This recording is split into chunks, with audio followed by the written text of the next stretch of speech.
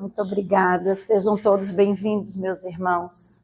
Sintam-se acolhidos nessa noite fria e, em primeiro momento, vamos agradecer a oportunidade de conseguir chegar até essa casa que vai nos aquecer e que nessa noite nos convida a uma reflexão, como disse a nossa irmã Rita, que é sobre as nossas aflições.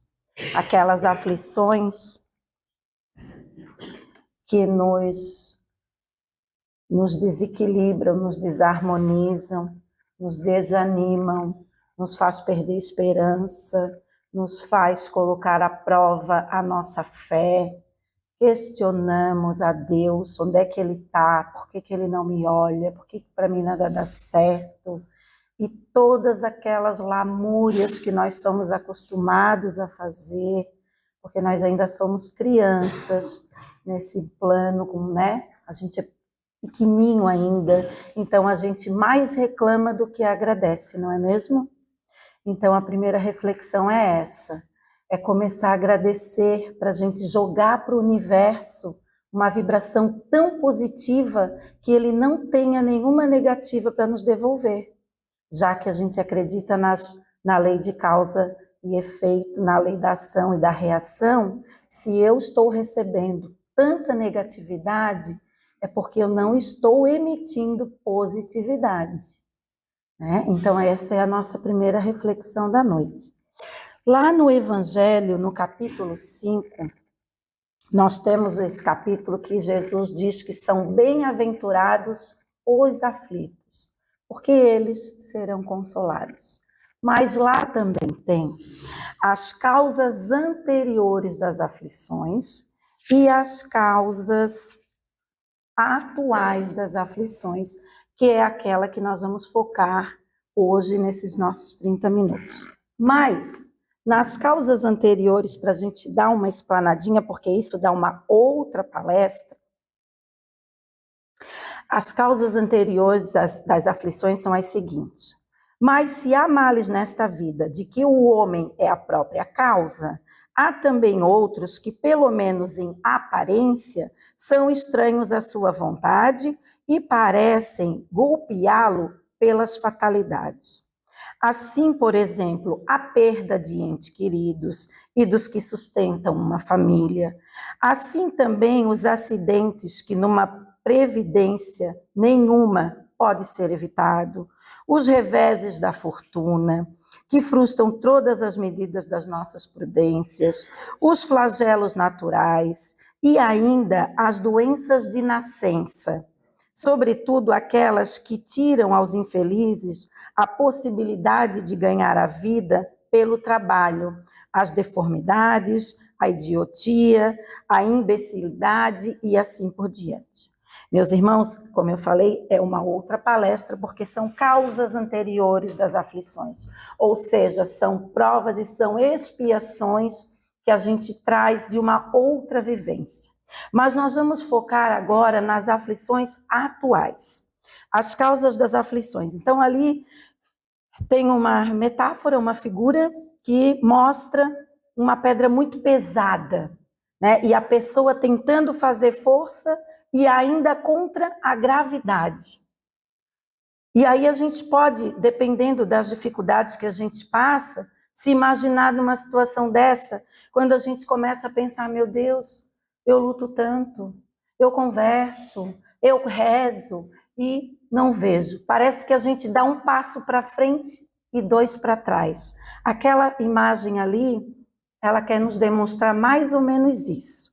Mas como a doutrina, ela é consoladora, ela nos conforta e, acima de tudo, ela nos esclarece, a gente tem resposta para tudo.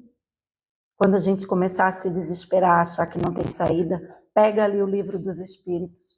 Tem mais de 1000 perguntas e respostas. Nós vamos encontrar a nossa. Como a gente se vê naquela situação, a gente vai refletir um pouquinho se realmente aquela aflição ela seria necessária na nossa vida ou seria necessária nesse momento. Podemos dividir os males da vida em duas categorias. Primeiro, os males que o homem não pode evitar. como essa leitura, né? As causas anteriores das aflições. A segunda são os males onde ele mesmo é o principal causador, devido aos desleixos, aos excessos que ele mesmo comete. Aqui nós nos encontramos, aqui nós refletimos. Porque quando a gente está envolvido, quando a gente está do lado de dentro da casinha, a gente não tem noção da dimensão. Quando a gente está fora da casinha, a gente consegue enxergar melhor. Como nós somos os aflitos, nós estamos dentro da casinha. E ai daquele que está fora, que venha nos dar um palpite. Porque a gente vai igual uma onça. Não te mete, porque tu não sabe. Eu tenho o direito de sofrer. E também tenho, não está errado. Mas a gente precisa, para tudo isso, meus irmãos, ter um prazo. A gente precisa se organizar e ser aliados ao tempo. A gente não pode se arrastar por muito tempo naquela única coisa, naquela aflição. A gente, para nós mesmos, não é para ninguém, porque a nossa evolução ela é individual. Para nós mesmos, a gente precisa determinar um prazo de sofrimento. Quer marcar no calendário? Pode ser, se é assim que eu conto o tempo. Dali eu não vou passar, eu vou ter que resolver, ou eu vou ter que me redimir, ou vou ter que praticar da resiliência, ou praticar da empatia, alguma coisa eu tenho que fazer. Eu não posso ficar me arrastando, perdendo o pouco tempo que a gente tem aqui na Terra, porque a gente costuma dizer, o máximo 90 anos é pouco tempo para um espírito que é imortal, com uma aflição, se arrastando em sofrimento, deixando de viver, deixando de aproveitar, deixando de agradecer, deixando de se redimir, perdoar e por aí vai, né? Então, a segunda, nós vamos conversar sobre isso. O homem é o principal responsável pela maioria das suas aflições. Como assim, Shirley? Essas aflições, elas resultam das más infrações às leis de Deus. A lei de causa e efeito. Quando a gente deixa de fazer alguma coisa que é considerado errada, a gente já deixa de fazer porque a gente tem medo do retorno, já estamos aprendendo. Ah, mas eu não é porque eu sou boa, é porque eu tenho medo do que vai vir para mim. Então já é um aprendizado, porque eu já estou evitando. Já estou aprendendo com essas leis divinas. Se não fôssemos além do limite para a satisfação das nossas necessidades, não teríamos as doenças, que são as consequências dos nossos excessos, e nem os problemas que elas nos ocasionam. Então, aqui, nós quer dizer que nós vamos além do limite da satisfação. O que quer dizer isso? Quer dizer que nós nunca estamos satisfeitos. Eu não estou satisfeita com as minhas características, com o meu corpo, com o tamanho da minha casa, com o tamanho do meu carro, com a minha profissão, com a família que eu tenho, com os filhos que Deus me enviou, com o marido ou a esposa que eu escolhi. Nós nunca estamos satisfeitos. Por a falta dessa satisfação é que a gente passa dos limites e a gente alcança o estado de excesso. E quando que a gente percebe? Se a gente não sofrer a consequência, a gente não percebe. A gente vai toda a vida. Como entrar no mar. Enquanto eu não ver que a água está batendo no pescoço e daqui a pouco não vai dar mais pé, eu vou. E assim somos nós, com os nossos excessos e com as nossas faltas de limites. Porque a gente está sempre em busca. E agora deu, né? Mas se eu pudesse pegar aquele cargo de chefia, pô, ia ser top. Tá, e agora deu, né? Mas se eu pudesse, e assim nós vamos. E assim nós levamos a nossa vida. Sempre no excesso. Se colocássemos limite à nossa ambição, não teríamos medo da falência. Porque quando a gente perde alguma coisa, a gente já logo pensa, nossa, lutei tanto para ter. Perdi assim? Levei um tempo para conseguir e perdi num instante. Né? Aí a gente não pensa nas nossas ambições. E aí a consequência é a falência. Nós perdemos para a gente valorizar aquilo que a gente tinha e que nós estávamos tão envolvidos naquela casinha que a gente não percebia o tamanho ou a quantidade do que a gente tinha. Então, se colocássemos limites na nossa ambição, não teríamos medo da falência. Se não quiséssemos subir mais alto do que podemos, não teríamos o medo da queda. Porque às vezes nós sobrevoamos, literalmente tiramos o pé do chão, porque nós entramos num estado de, não é de loucura, mas a gente entra num estado de desejo, de ânsia tão grande que a gente acaba, às vezes, saindo um pouquinho fora da realidade. Não há quem puxe, porque se alguém tentar puxar, a gente vai chutar, porque a gente quer subir a escada. Isso, meus irmãos, são em todas as ocasiões da nossa vida. Emocional, psíquica, financeira, né? Aí a gente vai... O convite é a reflexão, é ver onde é que a gente está se encaixando nessas palavras aqui. Então, subir mais alto, se eu subo até o meu limite, eu não tenho problema nenhum de cair, porque eu sei que dali eu dou conta. Agora, se eu quero cada vez mais, eu vou ter esse medo de cair, porque eu tenho a noção do quão alto eu estou. Se fôssemos humildes, não sofreríamos as decepções do orgulho ofendido. Essa é aquela que a gente bate o recorde. É o orgulho ofendido. É a ausência da humildade. Meus irmãos, se eu me proponho a servir, eu não vou pensar em ser servida. O que vier para mim é lucro. Porque eu estou pensando mesmo em servir. Agora, sirvo. Não retorna o que eu espero. Lá vem o orgulho ofendido. Lá vem a mágoa, a decepção, a depressão. Nossa, como que essa pessoa fez isso comigo? Como é que ela teve coragem? Eu fui tão boa para ela. Olha o tamanho da ferida desse orgulho. Vamos calçar a sandalinha da humildade e vamos deixar que aquilo de bom que a gente fez, a gente jogou para o universo.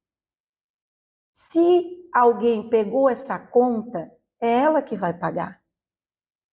Né? A gente falou alguns dias atrás aqui na casa sobre os presentes que as pessoas nos dão, né? Se a gente recebe os presentes ou não.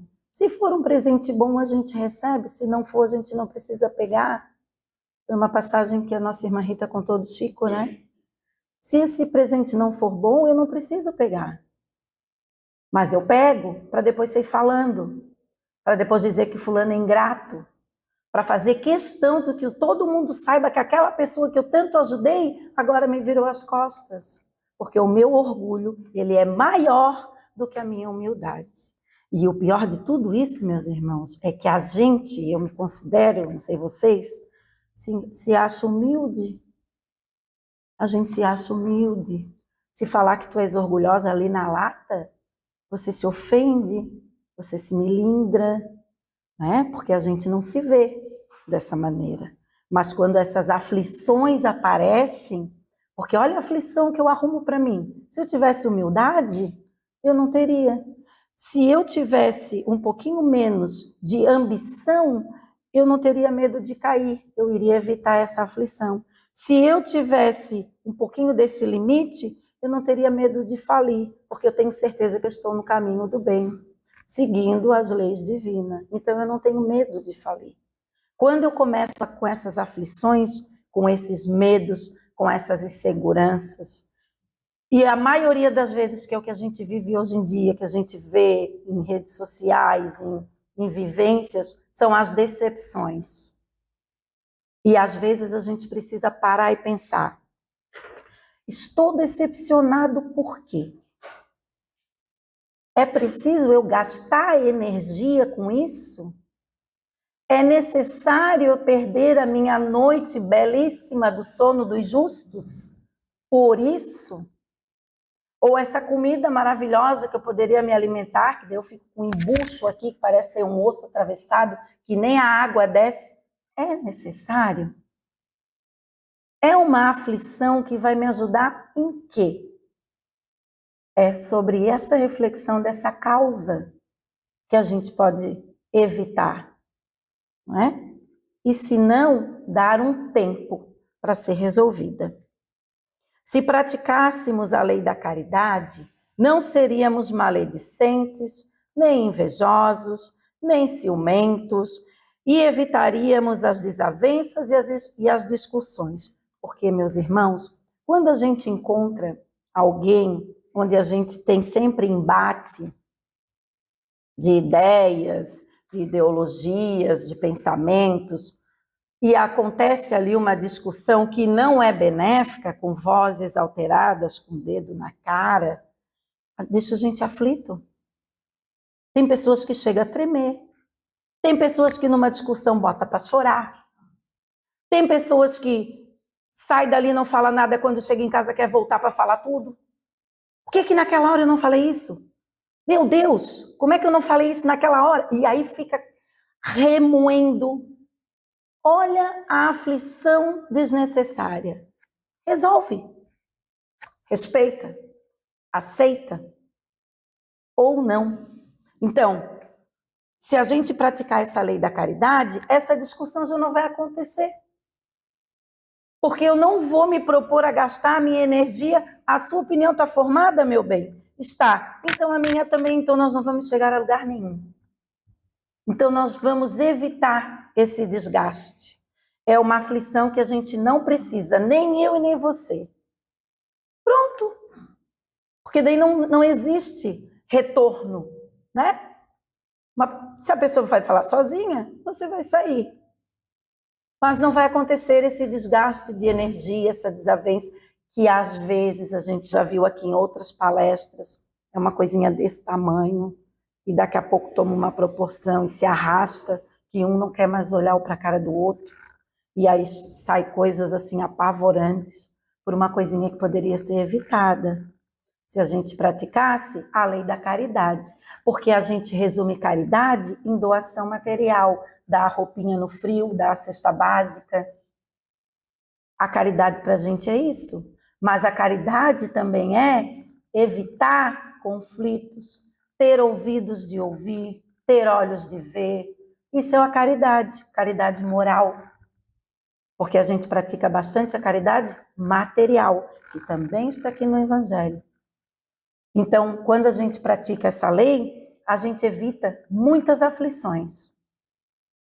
Estou num estado de aflição, estou precisando me tratar, vai em busca, trate-se, mas reflita, porque na maioria das vezes a gente se mete no bololô e a gente sai dele e a gente não aprendeu nada com aquilo.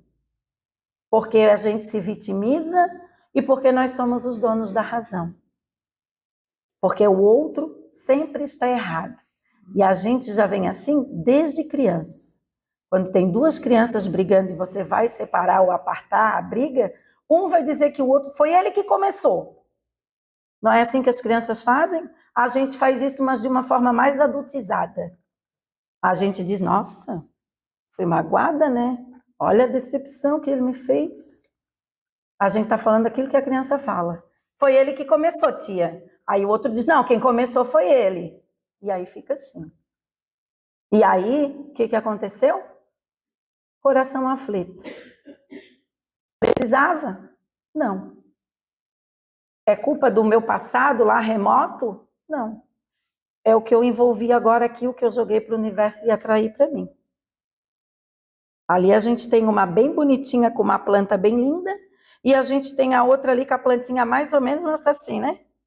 Com o olho na planta da outra, né? Porque é a tal da inveja branca, porque até cor na inveja a gente botou. A inveja é branca. Daqui a pouco vai ter a roxa, a amarela, nós vamos inventar. Mas é inveja, né? Ai, eu não tenho inveja de ninguém. Mas, meu Deus, né? Aquele cabelo dela.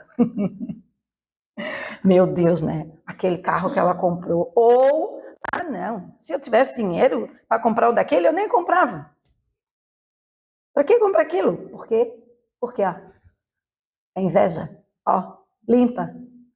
É veneninho. Se desfazendo das coisas que as outras pessoas conseguem, porque acha que, ah, não, mas se você comprar, tem que comprar melhor, né? Se evitássemos fazer o mal a alguém, não teríamos medo das vinganças. Alguém perguntou para o Chico, Chico, macumba pega? O que o Chico respondeu? Se você estiver na vibração, vai pegar, tudo e mais um pouco. Agora, se você não se preocupa e não faz o mal, você não pega. O problema está aí. Qual é a nossa vibração? Se a gente consegue assistir um vídeo no celular, o coração já pulsa, né? Se a gente vê alguma coisa, alguma injustiça, seja com crianças, com animais, com idosos, com mulher grávida, meu Deus, ai, se eu passasse numa hora dessa, ali a gente já emanou. Aí o que jogar para nós, com aquela energia que a gente está ali à nossa volta, a gente vai pegar. Então a gente não precisa ter medo da macumba, a gente precisa ter medo das nossas tarefas, das nossas ações, sem se preocupar. Porque se eu fizer o mal a alguém, se eu não fizer, eu não vou ter medo do que eu vou receber. Porque eu estou fazendo tudo certinho.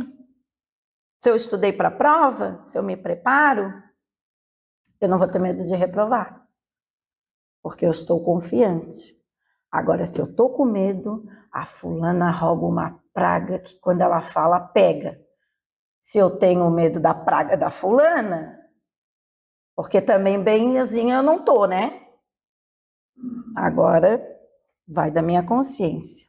Mas a gente tem um antídoto, que é a prece, que é um poderoso recurso para se evitar muitos males. Aí as pessoas às vezes comentam assim, às vezes a gente também comenta entre amigos, né? Eu fiquei tão nervosa que eu não conseguia nem rezar. Claro, meus irmãos, tu acabou de entrar no embate, tu quer começar um Pai Nosso que estás no céu? Tu não vai. Porque os teus pensamentos estão a milhão.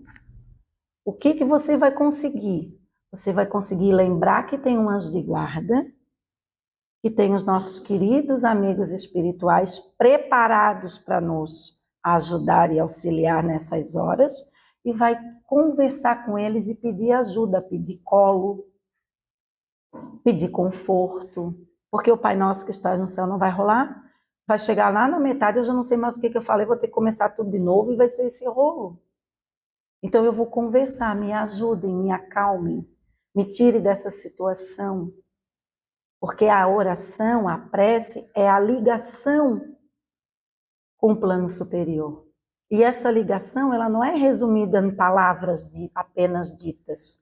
A gente já ouviu palestras aqui sobre o poder da oração, sobre esse telefone que nos liga com eles, sobre essa força que quebra barreiras, que abre portões lá no plano espiritual.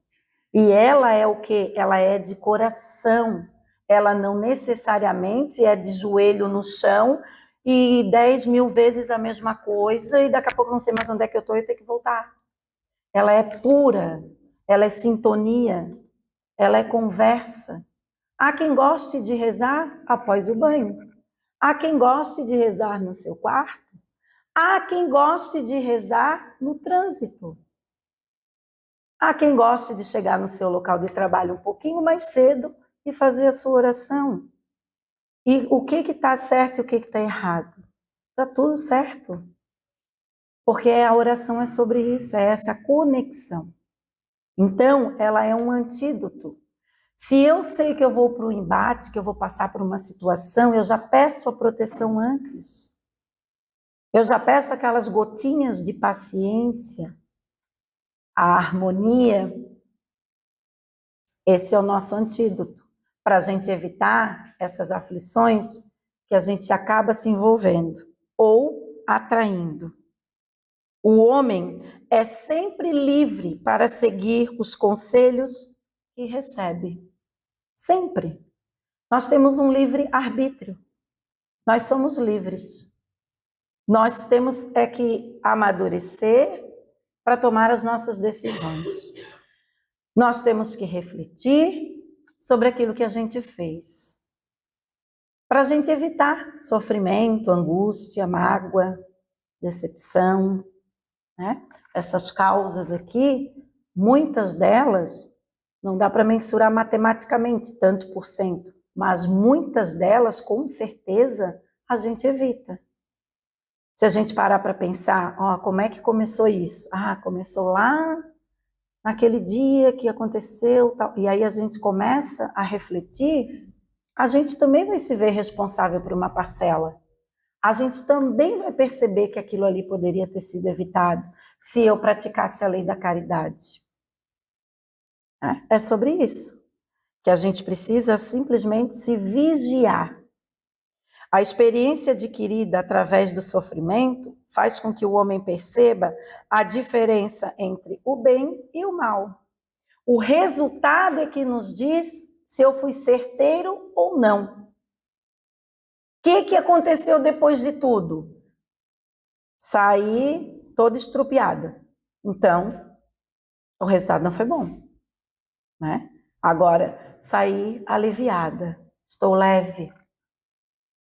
Deveria ter feito antes. Então, o resultado foi bom. Porque essa sensação é a que eu preciso ter. Então, a gente precisa aprender com a experiência. Mas a gente chega aos 80 anos, a gente não aprende nada. A gente continua com aquelas manias, a gente continua com aquelas donos da verdade, porque eu sou mais velho, porque eu vivi mais.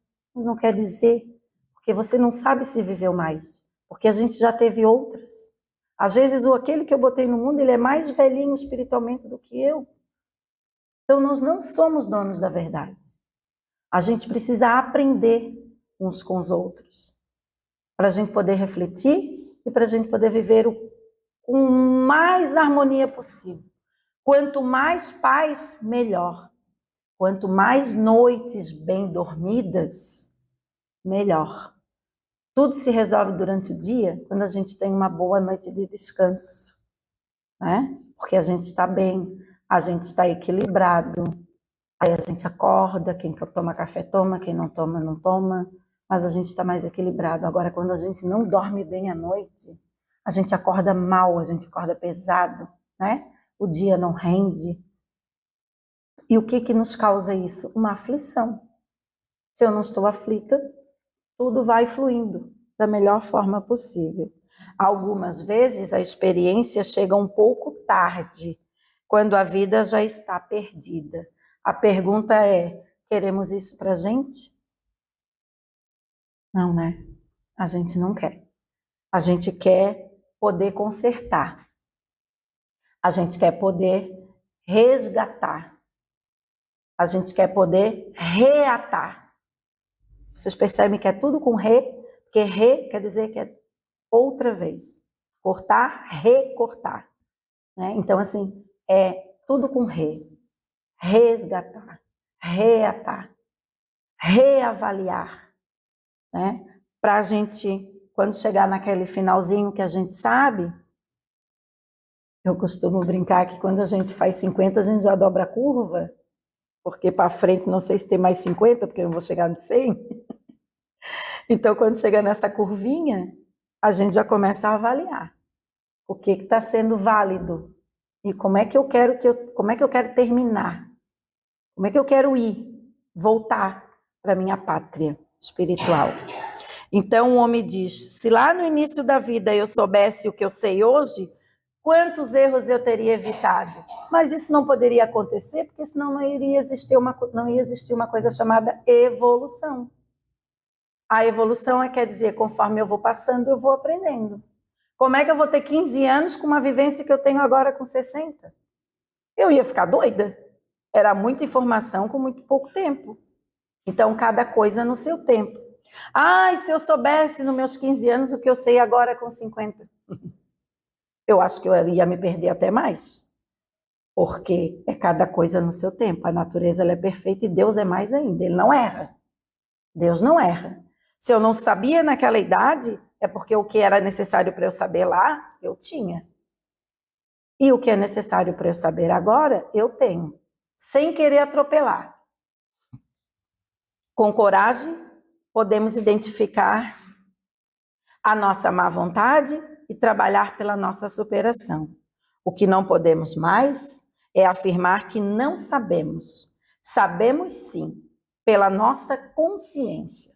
Talvez não estejamos com vontade de fazer as coisas certas, mas nós sabemos. Quando a gente erra, quando a gente se passa, quando a gente atropela as coisas, quando a gente come uma fruta verde, a gente sabe que vai travar na boca, que ela está amarga, que ela ainda não está docinha, porque a gente está atropelando a natureza. E isso é para tudo na nossa vida. Quando a gente quer para ontem alguma coisa, a gente traz. Mas será que é bom? Então, o que nós não podemos mais afirmar é que a gente não sabe. Meus irmãos, a gente sabe. A gente pode não admitir, tudo bem. Meu orgulho não me deixa admitir. Mas comigo, eu sei quando eu erro, quando eu falo demais, quando eu me faço de João sem braço, quando eu me escondo que eu não quero receber alguém, quando eu visualizo ali a notificação do WhatsApp, mas vou responder no outro dia. Eu sei quando eu faço. E é sobre isso. É sobre refletir sobre as nossas ações. O convite é o seguinte: vamos evitar aflições, né? Vamos ser mais leves. Quando a gente se tornar mais leve, as coisas à nossa volta automaticamente serão, porque é a lei da causa e efeito. Combinado? Vamos respirar fundo. Se é para ofender, vamos fazer igual nosso irmão Chico, vamos encher a boca de água. E a gente vai aprendendo cada um do seu jeitinho como evita, né? Porque daí a gente vai se tornar mais leve. E as pessoas vão querer ficar mais perto da gente, porque a gente é bem paciente, bem harmonioso. A gente gosta de ficar perto de pessoas tranquilas e não de pessoas que querem tudo para ontem. Obrigada pela atenção de vocês, que Jesus possa nos abençoar, que nossos anjos de guarda possam nos fortalecer, nos proteger, que assim seja. Em seguida a gente vai ter os passes, então vamos continuar nessa mesma vibração maravilhosa, para a gente sair daqui com o nosso potinho bem cheio de energia. Boa noite, meus irmãos, obrigada.